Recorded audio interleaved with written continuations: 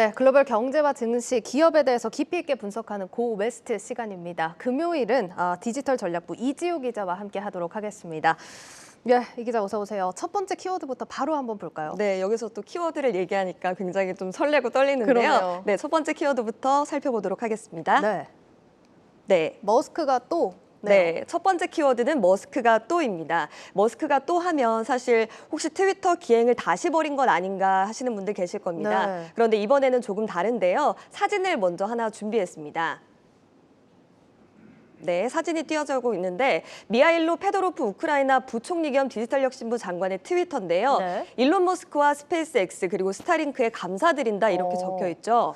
일론 머스크가 트위터 올리고 감사를 받는 게 좀 생소한 일인 것 같은데 네. 지금 우크라이나 전쟁 중이잖아요. 네. 머스크한테 감사할 일이라면 어떤 일일까요? 네, 예상하시겠지만 러시아의 침공으로 우크라이나가 통신 서비스 장애를 겪고 있는 거는 다들 아실 겁니다. 네. 이런 상황에서 일론 머스크의 스페이스X가 위성 인터넷 사업인 스타링크 서비스를 우크라이나에서 시작한 데 대해서 감사를 표한 건데요. 이 사진을 다시 보시겠습니다만 보시는 것처럼 접시 안테나 형태의 단말기가 위성에서 쏘는 인터넷 신호를 받게 되는 그런 구조입니다. 스타링크가 사실 지난해 주목을 받았던 기억이 있는데 이게 뭐 아마존에서도 통신이 된다 이런 키워드가 기억이 나거든요. 네, 맞습니다. 이게 정확하게 어떤 서비스예요? 네, 일단 스타링크는 소형 위성 약 12,000개를 수년에 걸쳐서 순차적으로 지구 저궤도에 띄어서 전 세계를 초고속 인터넷으로 촘촘히 연결해 위성 인터넷 서비스를 제공하는 프로젝트입니다. 현재까지 약 2,000개의 위성을 지구 궤도에 쏘아올린 것으로 알려지고 있는데요. 네. 그러니까 우크라이나처럼 지상의 인터넷망이 파괴되거나 고장나더라도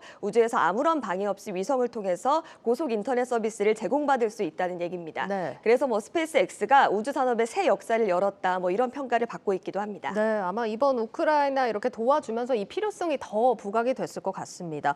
그런데 사실 스페이스X 뭐 이것뿐만 아니라 투자를 하고 싶어도 지금 상장이 안 돼서 투자를 못 하잖아요. 네, 맞습니다. 상장이 될 가능성은 없을까요? 네, 있습니다. 스페이스X가 사실 비상장사인 것만큼 말씀하신 것처럼 투자를 하기에는 좀 어려운 부분이 있습니다. 네. 하지만 최근 스페이스X가 상장을 준비하는 듯한 소식이 있기는 했는데요. CNBC의 보도가 있었습니다. 지난달 CNBC는 스페이스X가 10대 1 액면 분할에 나섰다고 보도를 한 바 있습니다. 기존 주식 한 주를 10개 보통주로 쪼개는 액면 분할이 진행되고 있다는 내용이었는데요.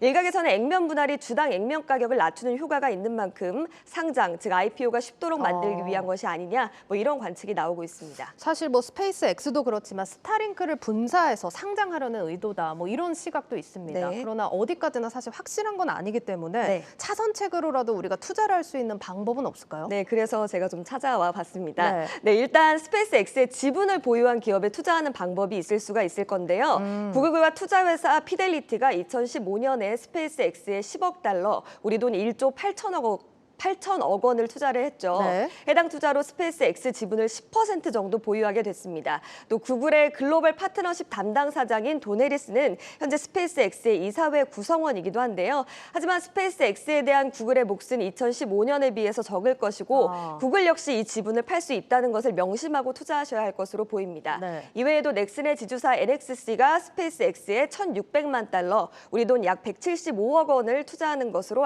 지난해 알려졌습니다. 네, 뭐 첫 번째는 이렇게 스페이스X에 투자한 회사들을 또 역으로 공략하는 방법인 거고 두 번째 방법은 뭔가요? 네, 우주라는 주제에 초점을 맞춘 상장 지수 펀드 ETF에 투자하는 방법인데요. 네. 이거는 뭐 다들 잘 아실 겁니다. 이 자리에서 몇 가지만 좀 소개를 해드리면요. 일단 세계 최대 투자회사인 블랙록이 2006년에 출시한 ITA라는 ETF는 자산 규모만 20억 달러가 넘고요. 민간항공 제조 조립업체와 방산업체 등에 투자하고 있습니다. 네. 또 돈남언니로 우리에게 잘 알려진 캐시우드의 아크 인베스트먼트도 혁신적 우주 산업에 투자하는 ETF를 내놓은 바 있고요. 또 프로큐어 AM이 2019년 선보인 UFO ETF는 우주 사업 매출이 50%를 넘어선 기업에만 투자하고 있습니다.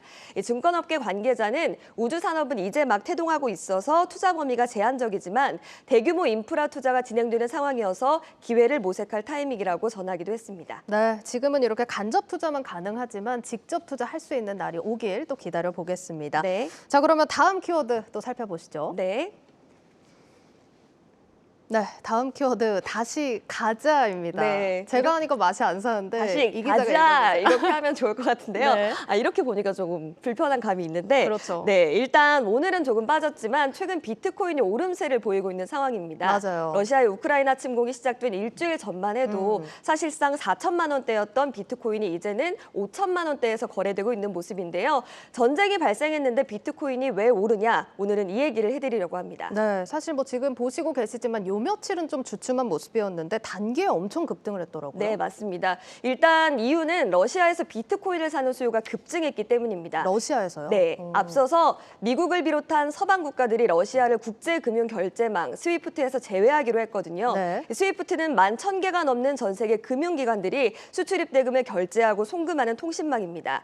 사실상 러시아의 무역과 금융에 손발이 묶였다고 할 수가 있는데 네. 이 소식이 알려지자 러시아의 루블화 가치가 30% 가까이 폭락하는 모습을 보였습니다.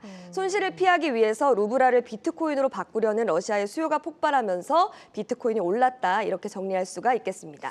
그래도 사실 아무리 결제망이 막혔다고 해도 비트코인에 이렇게 쉽게 접근하기는 쉽지 않을 것 같다는 생각이 드는데 러시아 사람들은 이렇게 암호화폐에 좀 친숙한가 봐요. 일단 뭐 친숙하기도 하고 신뢰가 굉장히 두텁다고 할 수가 있습니다. 일단 러시아 금융 시스템에서 가상자산 결제는 다른 나라보다 큰 비중을 차지하고 있는데요. 네. 런던에 있는 위험 자문회사 어나더데이에 따르면 러시아인이 개설해 디지털 자산을 예치해둔 가상자산 지갑이 1,200만 개 이상 있는 것으로 알려지고 있고요.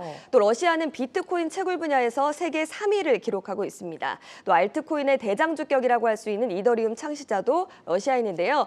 러시아는 2014년 크림반도 병합 때도 국제적인 경제 제재를 받은 적이 있는데 이런 제재를 무력화하기 위해서 암호화폐 시장을 키워왔다는 얘기도 들리고 있습니다. 그런데 러시아에서 뭐 이런 방식을 활용하다 보니까 지금 암호화폐 사용까지 좀 규제를 하겠다 이런 내용도 들리던데요. 네, 어제 오늘 좀 그 소식이 많이 들렸는데요. 네. 러시아를 스위프트에서 퇴출한 데 이어서 비트코인 등 암호화폐 제재 대상에서도 포함시키는 방안을 검토하고 있는 것으로 좀 알려지고 있습니다. 네. 일단 방법을 보면요. 뭐 암호화 자산을 발행하거나 관련 서비스를 제공하는 회사가 러시아 고객과 거래하지 않도록 하는 핀셋 규제 형식이 될 것으로 보이는데요. 이 소식으로 말씀드렸던 것처럼 비트코인이 오늘 그리고 다소 주춤한 모습을 보이기도 했습니다.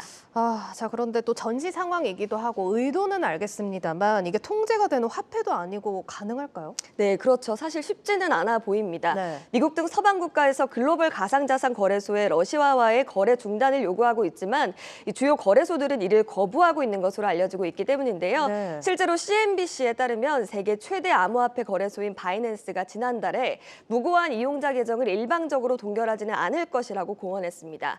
아무리 암호화폐가 사실 뭐 중앙에 통제해서 자유롭다고 하더라도 그런 익명성을 바탕으로 성장을 했는데 네. 공권력으로 무력화한다면 투자의 매력이 떨어질 수밖에 없다라고 투자회사들은 본 것이라고 볼 수가 있겠고요. 여기에 개인 지갑을 통한 뒷거래로 돈 세탁이 이뤄진다는 점에서 제도권 거래소 제재가 실효성이 있을지에 대해서도 회의적인 시각이 많습니다. 제재가 쉽지 않다고 한다면 수요가 급격하게 줄진 않겠다라는 생각이 드는데 그럼 앞으로 비트코인 전망 어떻게 될까요? 일단 제재 수위에 따라서 좀 달려있다 이렇게 볼 수가 있겠습니다. 네. 당분간은 금융제재 수위가 더 세져서 비트코인으로 갈아타려는 러시아 수요가 늘 것이라는 전망이 있는데요. 네. 하지만 비트코인이 위험 자산이라는 점도 명심해야 한다고 전문가들은 조언하고 있습니다. 비트코인이 주식과 커플링 그러니까 동조화 현상을 보이고 있기 때문인데 증시가 좋지 않은 만큼 주가가 더 떨어지면 비트코인 상승세가 꺾이고 횡보하는 시세를 보일 수 있다라는 의견들이 있습니다. 네, 알겠습니다. 자, 우크라이나 사태 코인 시장까지 굉장히 유기적으로 흘러가고 있습니다. 어디까지나 비트코인이 변동성이 큰 자산이라는 점은 참고하시고 투자를 하셔야겠습니다. 지금까지 고웨스트 이지호 기자였습니다.